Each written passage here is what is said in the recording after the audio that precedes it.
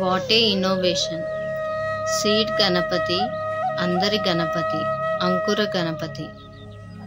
మట్టి గణపతి ప్రతిమను చేసి విత్తనాలు వేసి ఆ విగ్రహాన్ని కొబ్బరి పీచుని పౌచ్గా చేసి దానిలో విగ్రహం పెట్టి అందరికీ గిఫ్ట్గా ఇచ్చారు.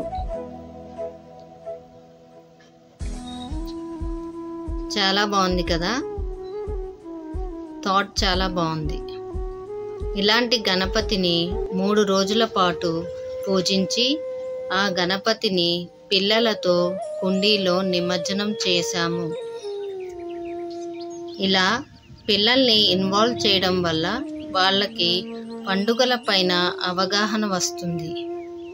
ఇలాంటి ఇన్నోవేషన్స్ని మరిన్ని చేసి ప్రకృతిలో మమేకం చేయాలని కోరుకుంటూ మా స్నేహితులకు, ఈ ఇన్నోవేషన్ని సపోర్ట్ చేసిన పెద్దలకి మా ధన్యవాదాలు.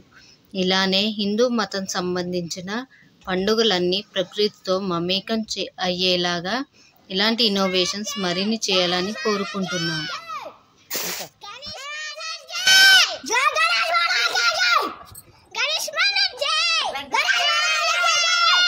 మళ్ళీ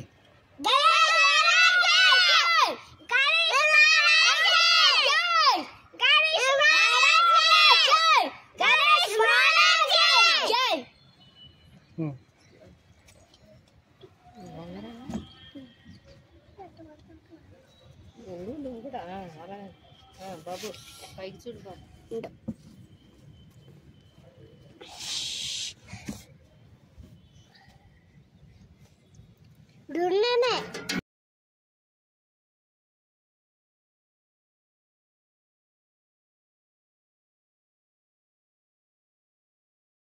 महाराज की जय।